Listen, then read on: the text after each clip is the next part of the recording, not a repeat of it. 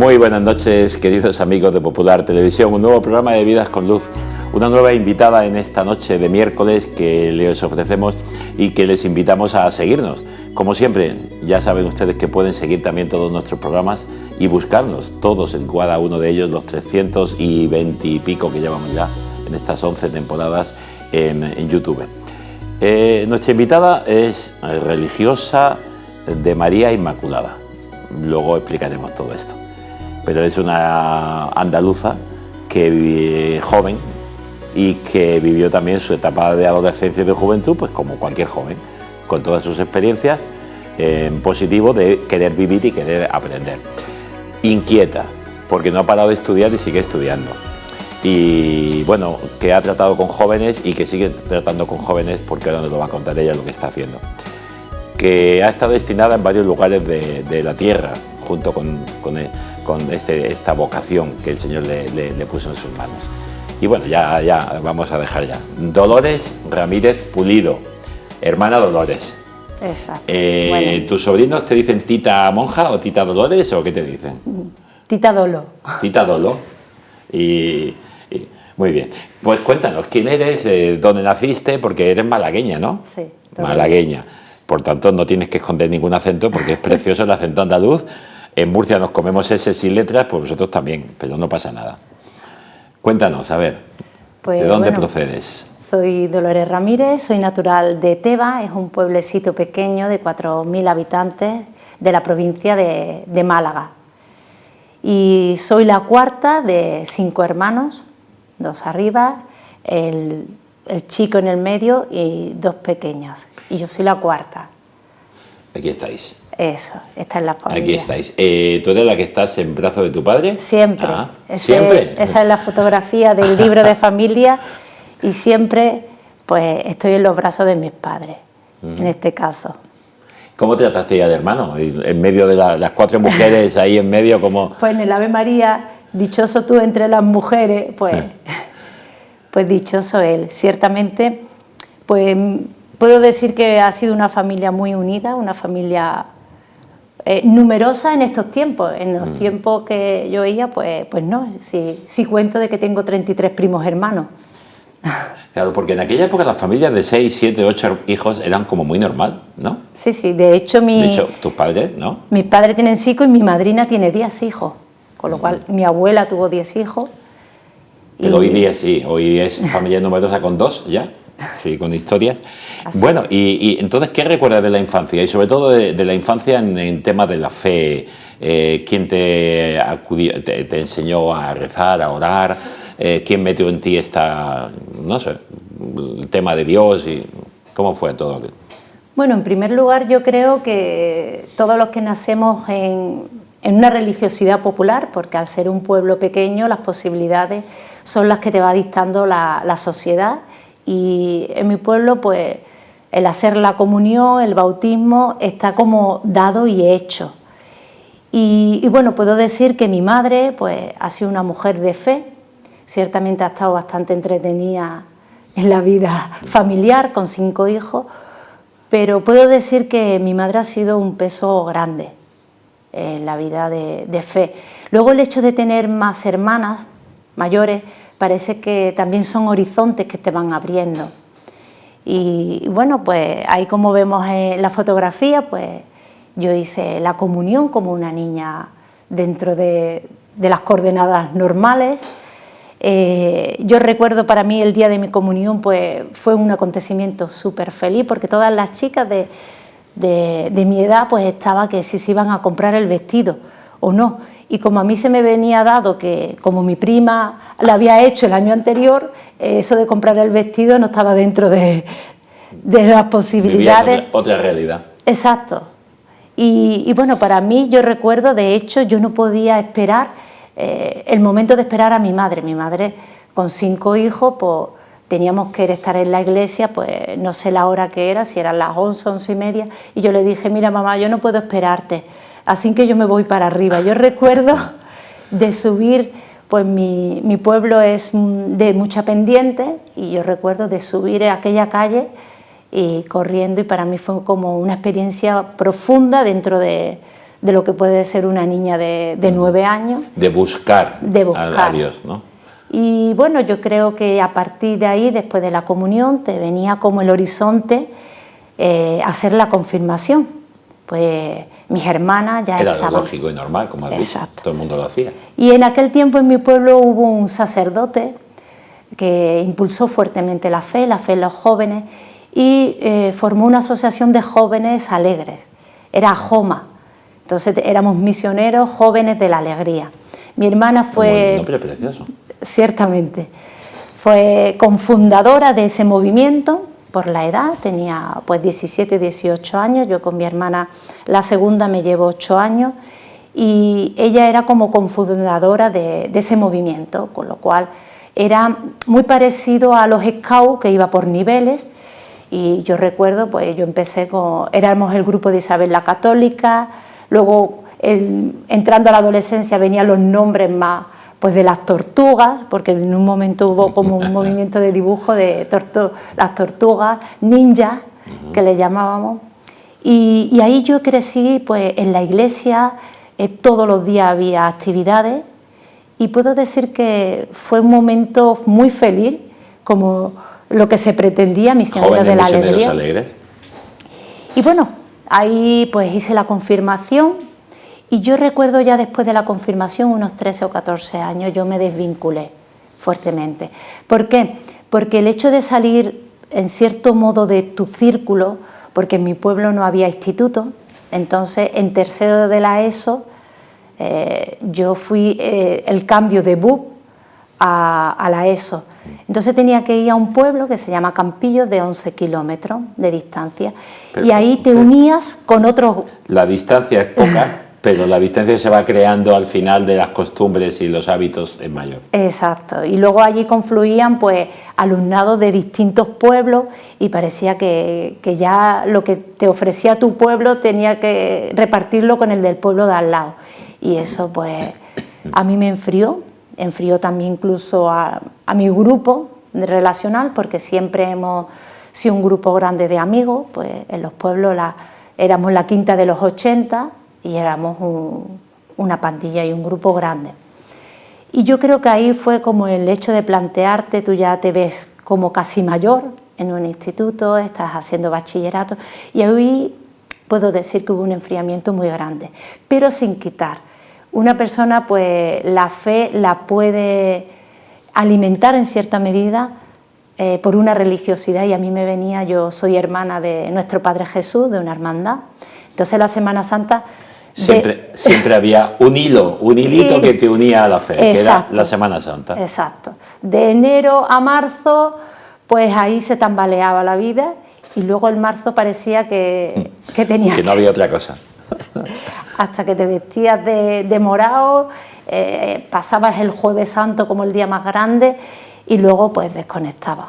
Pero yo creo que es el proceso, a lo mejor, cuando tú haces de una fe heredada a una fe personal. Entonces existe esa transición.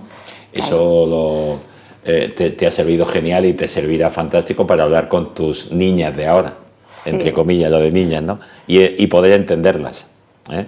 Claro, hablaremos de ellas. ¿Y en qué momento hay un cambio otra vez? ¿Qué ocurre? ¿Qué sucede? Bueno, que tú en este momento, empezaba una profesión y una carrera que hoy tiene como mucho aliciente, pero entonces casi era muy desconocida, ¿no? Porque te vas a hacer psicología. De hecho, mi padre decía, ¿no? Mi hermana mayor estaba estudiando medicina, mi hermana la segunda estaba estudiando derecho.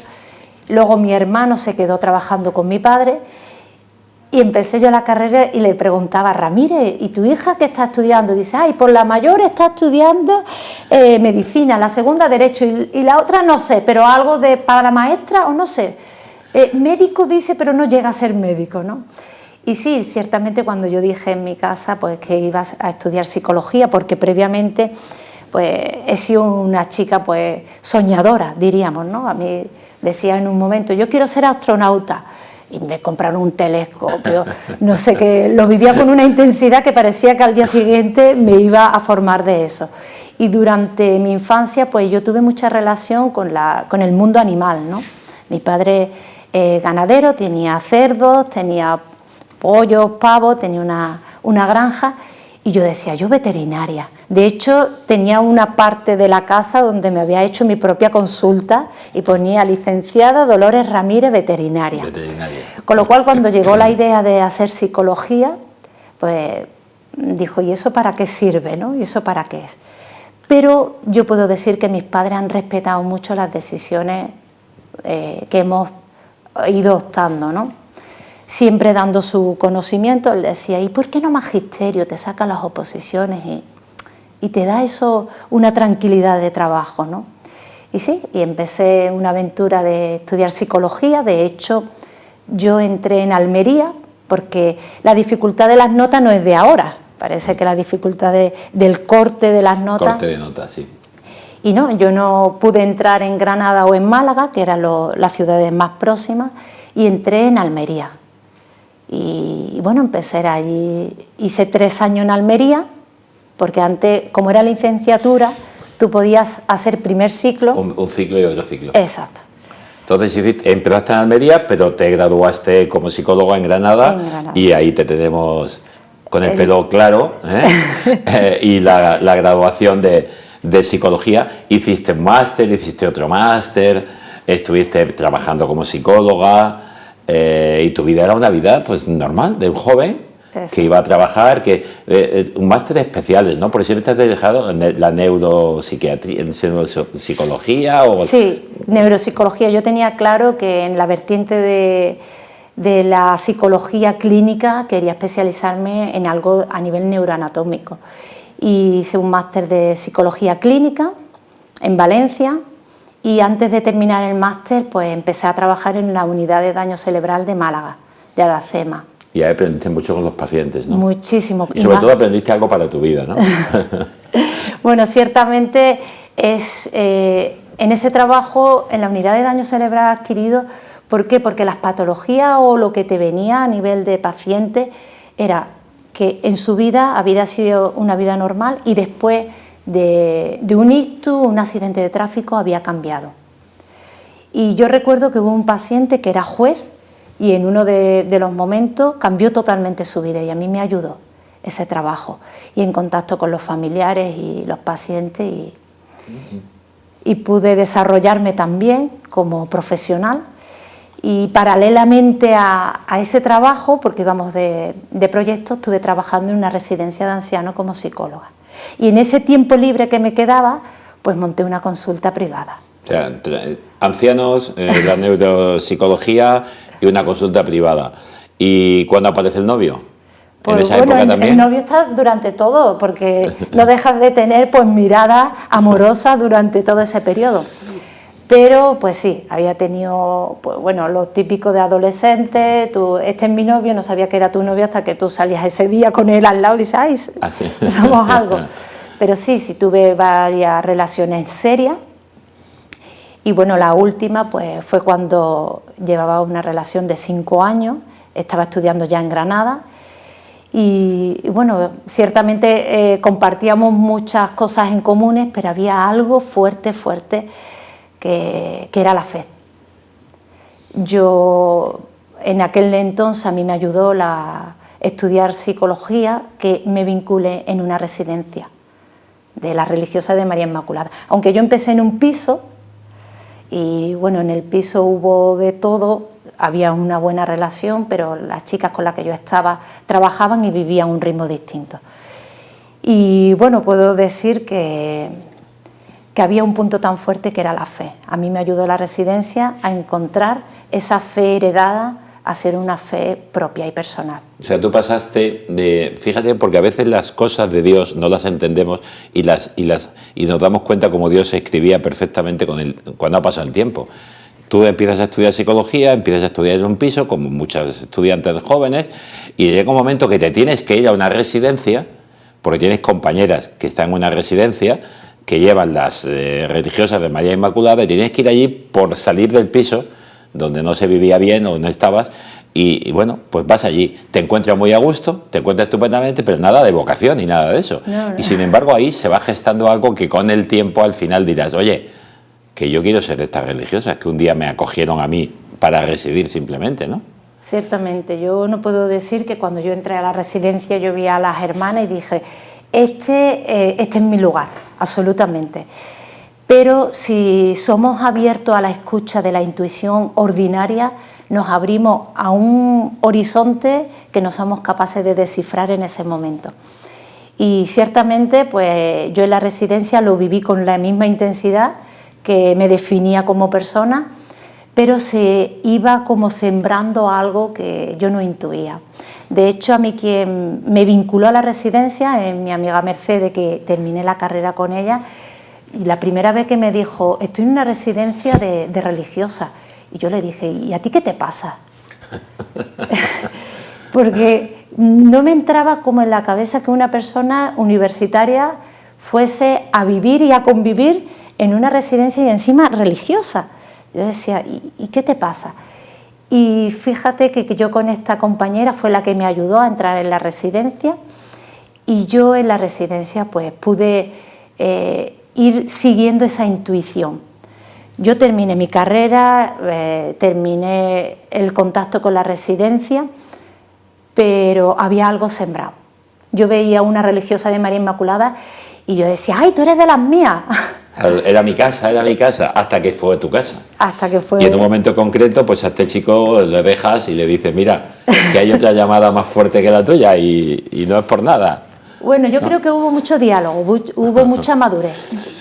Llega un momento en mi vida donde en la consulta privada, yo veía que las personas que entraban en el umbral de esa clínica, había una insatisfacción personal tan grande que yo decía, la vida la he elegido. Y yo creo que es muy importante en un momento de tu vida, cuando tú te vas a tomar en serio ya todo lo que has vivido, de decir, ¿qué quiero yo de mi vida? Pero alguien te está diciendo, yo quiero de tu vida esto.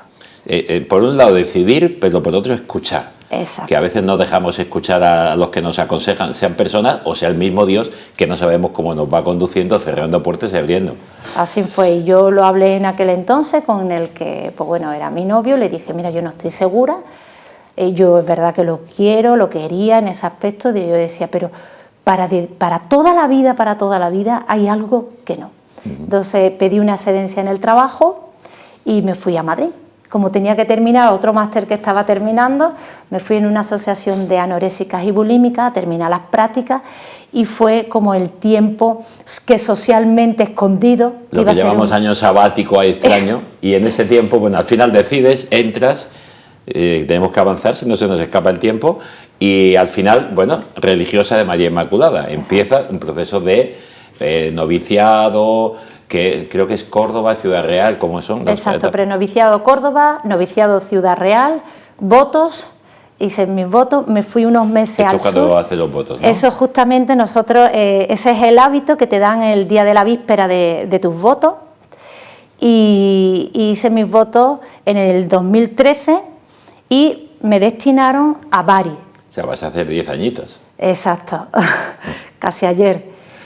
Y fui a Bari un par de meses y luego pues estuve destinada en Roma para estudiar allí en la Gregoriana. Para ampliar estudios. Exacto. Claro, venías de estudiante, una estudiante hay que formar algunos que luego en la orden hace falta, en las religiosas.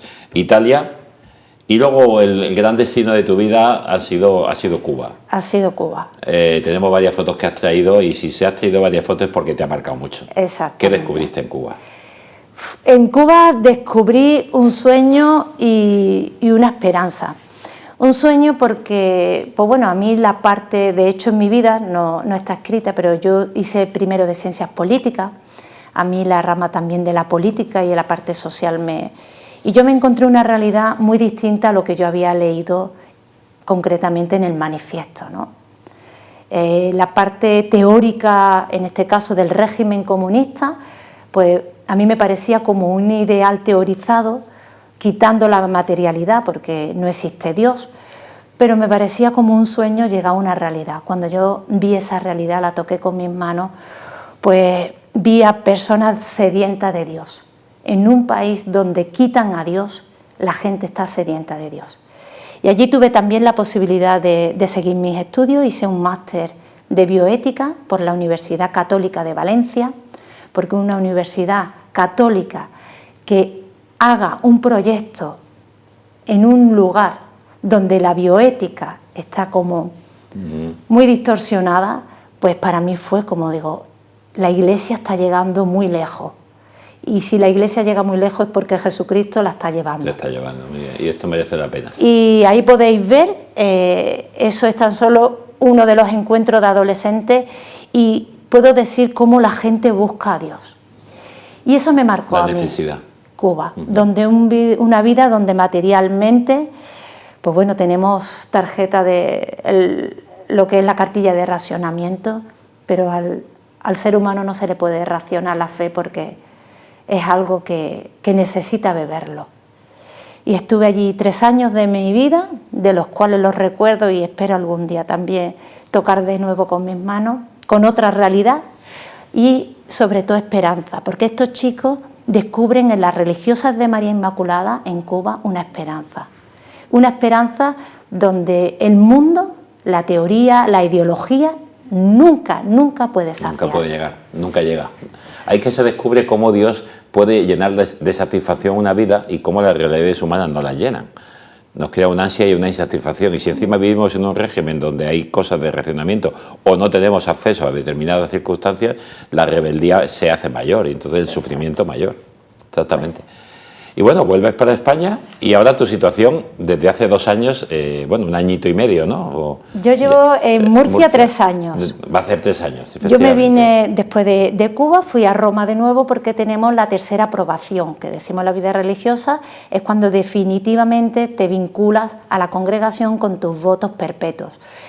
Y bueno, yo pedí 1 año de quedarme cerca de mis padres, porque en esa situación mis padres pues estaban delicados y bueno, creía conveniente. Pero ¿qué ocurrió? Como a todos nos ocurrió, la pandemia puso también su nombre a las situaciones y nuestras alas que queríamos volar. Entonces pues la pandemia pues hizo un parón fuerte y me destinaron a Almería, estuve apenas unos meses. Y luego una llamada donde te vienes a Murcia, y llevo aquí 3 años. Tenemos en Murcia una residencia de jóvenes donde acogemos jóvenes en situación de búsqueda de una formación o de trabajo. Y entonces tenemos como 2 plataformas en la residencia de María Inmaculada, que entra pues a nivel universitario o estudiantes, también acogemos adolescentes, o chicas que vienen de otros países pues a buscar una oportunidad en Murcia. Y nosotros las acogemos, las formamos y las integramos en Es una convivencia espléndida, que las propias chicas descubren un mundo distinto, porque ella viene a estudiar y viene con una idea preconcebida del mundo y se encuentra con una realidad de pobreza y de incluso de migración que no espera. Y luego el inmigrante ve también que hay futuro, que se puede hacer otras cosas, que pueden estudiar, y ahí yo creo que eso es genial, ¿no? Situaciones. Sí. Pero bueno, esas 2 vertientes. ¿A cuántas sois en la residencia ahora mismo? ¿En torno a 80, 90? No, ahora mismo actualmente somos 65 residentes que van estudiantes y con la acogida de 8 jóvenes de paso. Pues digo que con vosotras 80. Sí, exacto, somos 7 en comunidad, con lo cual una gran familia de 80. 80.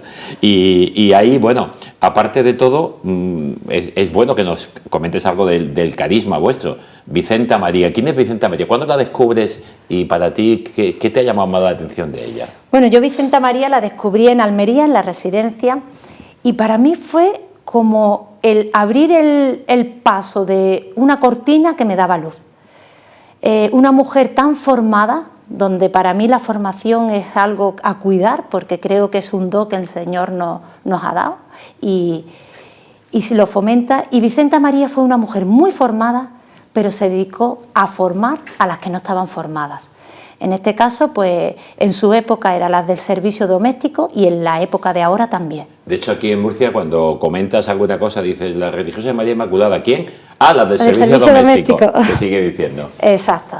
Pues yo puedo decir que mi carisma o el carisma de la misión de Vicenta María y que nosotros somos continuadoras es un carisma de futuro, siempre de futuro en el presente, porque apuesta por las jóvenes en la situación que se encuentre, siempre preservando el camino, un camino donde se ha preservado del pecado, diríamos. El pecado parece que es un término que tú dices, pues no está con muchas connotaciones claras. Nosotros hablamos de pecado cuando la chica todavía es sana, no ha entrado en una dimensión de circularidad de pecado, que para eso están otros tipos de carisma. Y yo puedo descubrir en Santa Vicenta María que apuesta por la joven en la condición que se encuentre y en la religión que se encuentre. Y intentamos también ofrecer eso en nuestra casa con la acogida, con la formación y la evangelización. ¿Cuándo vive ella? ¿Cuándo crea ella el primer centro? ¿Cuándo empieza? ¿En qué año? Pues ella es una santa del siglo XIX, ¿vale? Y pues bueno, se encuentra en Madrid con sus tíos. Ella es de Navarra, de Cascante, y sus padres a los 10 años la mandan a Madrid para formarse en la pintura, en el inglés, en el italiano, lo que aquello era de aquella época. Y en contacto con sus tíos, Manuel María y doña Eulalia, pues encuentra una realidad que ella no la tiene todos los días en su inmediatez, que son las chicas del servicio doméstico que en el momento que caen enfermas la mandan al hospital y ya se acabó el trabajo. Entonces la Santa Vicenta María tiene una mirada mucho más allá, que esa chica cuando salga de ese hospital porque está enferma tiene que tener un lugar. Es que hay una dignidad en la persona, más allá Exacto. No es simplemente alguien que utilizo y me arregla la casa y me limpia y tal. Es una mujer, una persona. Exacto. De hecho, te iba a decir, te quiero preguntar esto con una doble intención, porque es una mujer del siglo XIX, pero que es actual totalmente del siglo XXI.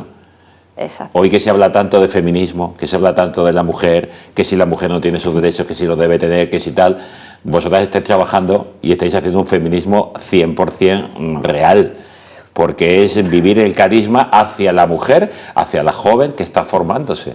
Ciertamente no quisiera meter dentro de los paradigmas del feminismo, pero apostamos por la mujer. Ahí es lo que me quiero referir, fuera de ideologías, ¿no? No, es absolutamente. La mujer. Por eso digo totalmente actual. Sí, sí, totalmente actual, y de hecho tanta actualidad que voy a aprovechar también, Luis Emilio, que durante estos 3 últimos años hemos estado trabajando, de la cual yo he formado parte de un equipo, para presentar al mundo el carisma de nuestra fundadora, el carisma que se encuentra en nosotros como continuadora, y es a través de una película.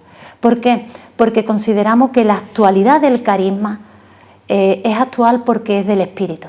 No es porque lo lleva pues los miembros de una comunidad religiosa o los miembros de unas mujeres que han optado por su vida al Evangelio en Cristo, sino porque todavía la necesidad que nuestra fundadora vio y palpó es la necesidad de hoy.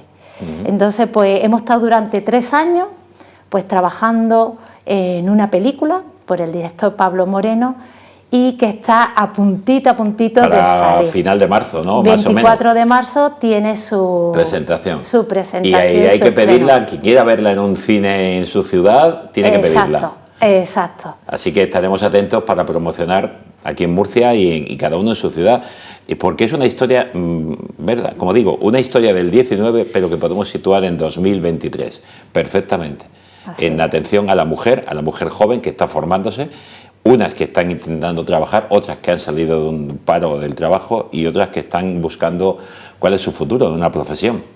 Y esa vivencia y esa experiencia. Dolores, estamos terminando. Dinos algo que no hayamos dicho, o insiste en algo que tú quieras, o da un mensaje, dinos alguna... Pues bueno, tal como se llama este programa, yo quisiera dirigirme específicamente a los jóvenes.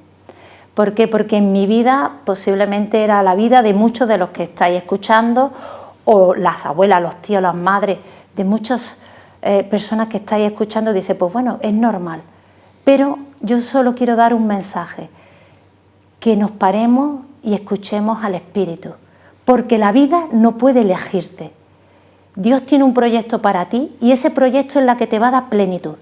No tiene por qué ser vida religiosa, no tiene... Cada uno, cuando un joven no entra dentro de su espectro, la vida religiosa no está teniendo una mirada global y de horizonte. Y la vida religiosa en toda su amplitud. Exacto. Que no es una vida de consagración en una vocación religiosa, sino una vida donde Dios tiene que ver.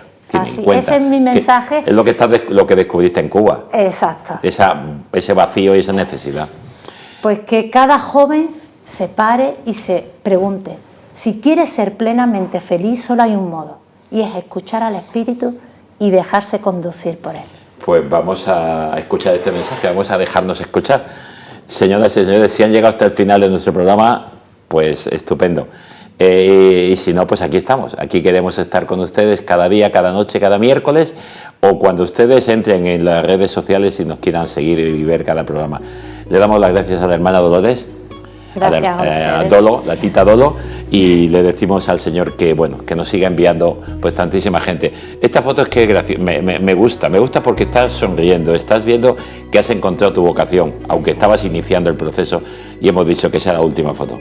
Muy bien, porque es una gracias. foto de esperanza, como has querido transmitir. Gracias. No sé si se han dado cuenta o si tú te has dado cuenta, pero cuando te veas en este programa, verás que no has dejado de sonreír en todo el programa. Y eso dice mucho. Muchas gracias, Dolores. Muchas gracias.